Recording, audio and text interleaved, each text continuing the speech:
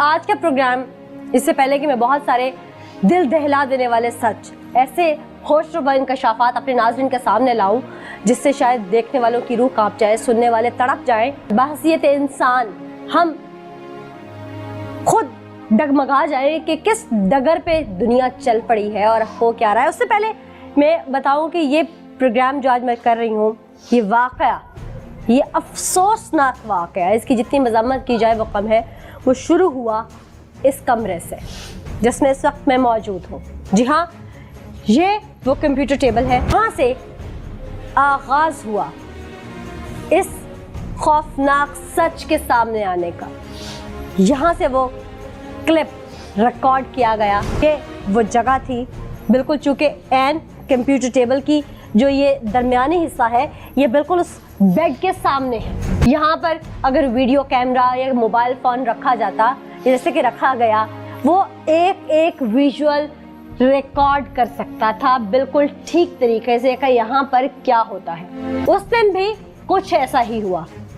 घर में मासूम हवा की बेटी, जो कहने को उस दरिंदे की भी बेटी थी लेकिन उसने शायद उसकी इज्जत का पास ना किया, वो यहाँ मौजूद थी और उसे अंदाज़ा था कि मैं अकेली हूँ, मेरी इज्जत पे हमला वो शख्स कर सकता है जो मुझे दुनिया में लाने का सबब है, जो मेरा बाप है। मैं उसके साए में यहाँ पर महफूज नहीं हूँ। इस डर से, चूँकि वो यहाँ पर अपने पेपर की तैयारी कर रही थी, अपना पढ़ रही थी, उसने अपना मोबाइल कैमरा इस कंप्यूटर टेबल के दरमियानी जगह पर, यहाँ पर जो ये शेड बना हुआ है, इस पर रख दिया, जो कि मेरा कैमरामैन दिखा सकते हैं कि ये वो जगह है और उसके एन सामने ये वो बेड है। यहाँ पर बच्ची बैठी हुई थी और उसने जब ऑन करके रखा, उसके बाद वो अपनी तालीम जो वो पढ़ रही थी, अपनी बुक्स पे मशगूल हो गई। उसका वो दरिंदा सिर्फ 100 कोल्ड बाप, मैं उसे बाप नहीं मानती क्योंकि उसने उसकी इज्जत के साथ जो कुछ किया, मैं आला सतह पर अपील करूंगी कि इसको ऐसी खौफनाक सज़ा दी जाए ताकि आज के बाद कोई भी ऐसा सोचते हुए कांपे। वो अंदर आया, यहाँ पर आने के बाद उसने देखा आसपास कोई नहीं और वो उसकी इज्जत को नोचने लगा। वो नहीं जानता था कि बस अब वो फंस चुका है। अब चूँकि वो एविडेंस सामने आने के बाद वो सफाक बाप, वो दरिंदा, वो जानवर अब चूँकि बेनकाब हो चुका था, तो वो तमाम चीज़ें बच्ची ने उठाकर अपने वालदा को और बाकी तमाम घर के लोगों को दी कि ये देखिए, मैं लुट चुकी हूँ, मैं बर्बाद हो चुकी हूँ। वालदा इस वक्त मेरे साथ मौजूद हैं।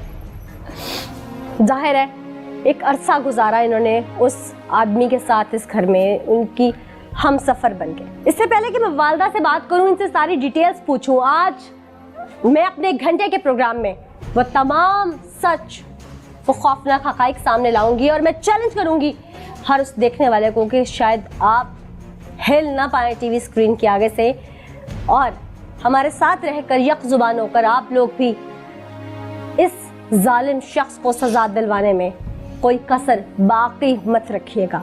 एक ब्रेक लूंगी, ब्रेक के बाद वापस। मेरी दिली हमदर्दियाँ आपके साथ।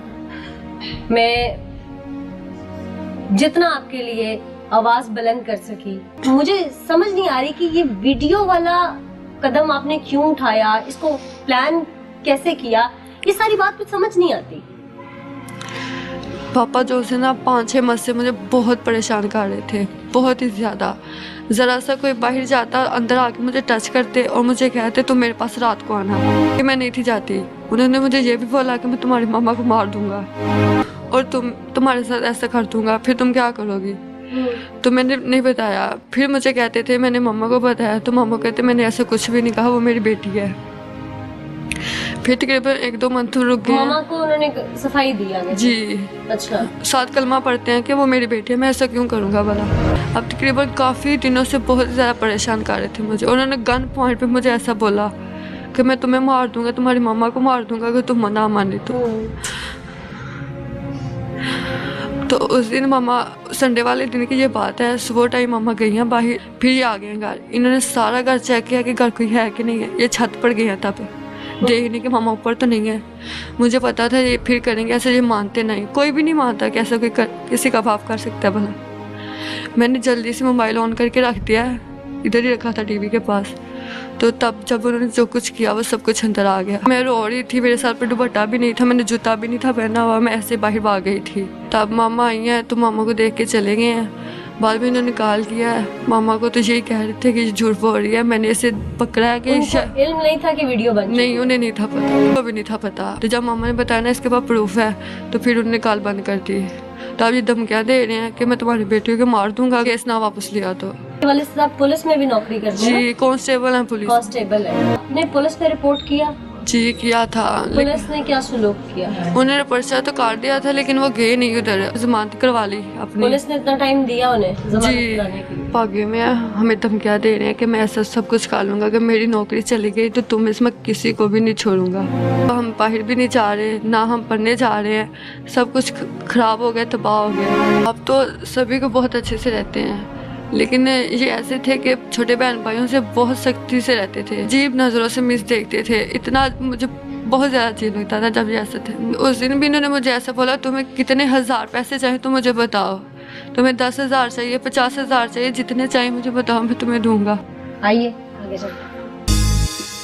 उस दिन तो मैं वैसे लीव पे था जी। तो फिर आप कैसे कह सकते हैं जल्दी हो गई थी? लेकिन जल्दी हो जाती ना, बाद में आके मैंने देख लिया था ना। अच्छा, कितनी देर में हो गई थी अंदाज़न एप्लीकेशन आने की? मैं चेक कर लेता हूँ, करके बता दें। अच्छा, बड़ी बात है। वैसे उस दिन ये छुट्टी पे थे, आज वो दर्ज करने वाला छुट्टी पर है। चेक करके किस पे है? आप जितना भी चेक कर ले। अभी मैं फ्रंट डेस्क उधर है ना। चलो हम उधर ही आ जाते हैं। चक्कर पे चक्कर, चक्कर पे चक्कर। शायद इस महकमे को सिर्फ चक्कर देना ही तो सिखाया जाता है। शायद हमारे आने की खबर उनको पहले ही हो चुकी थी। यही वजह थी कि सब जिम्मेदारान रफू चक्कर हो चुके थे और मुहर्रर भी हकीकत बताने से कबल किसी से रहनुमाई लेना जरूरी समझते थे। कभी अंदर कभी बाहर, आखिरकार कुछ ना कुछ बताना ही था। क्या बात है? वैसे उधर से इधर, इधर से उधर चक्कर तो 17 को एप्लीकेशन आई और 17 को ही इसका मुकदमा दर्ज हुआ। अच्छा, किस दिन आई? 17 को दिन क्या था? 17 को ही एप्लीकेशन आई है और संडे को। अच्छा, और उसी दिन मुकदमा दर्ज हो गया? जी हो गया। और उसके बाद मुलजिम अभी तक गिरफ्तार।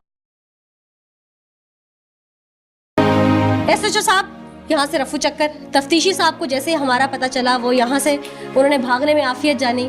मुहर्रर साहब के बकौल वो उस दिन छुट्टी पे थे, लेकिन एप्लीकेशन जो है वो जैसे ही आई मुकदमा दर्ज हो गया। और जहाँ तक मेरे नॉलेज में है कि जो कुछ हुआ उस दिन, उस बच्ची की कहानी हमने उसकी ज़ुबानी भी आपको सुनवाई, अहले इलाका ने भी चीख चीख के बताया, उस बेबस माँ ने भी बताया, पुलिस के अफसरान, ये एसएचओ, तफ्तीशी, ये सब तो भाग गए। शायद अगर मुहर्रर साहब के बस में होता तो इनको हमारा पता चलता तो ये भी भाग जाते। मेरे पास सवाल बहुत है लेकिन जवाब अफसोस अभी तक किसी का नहीं।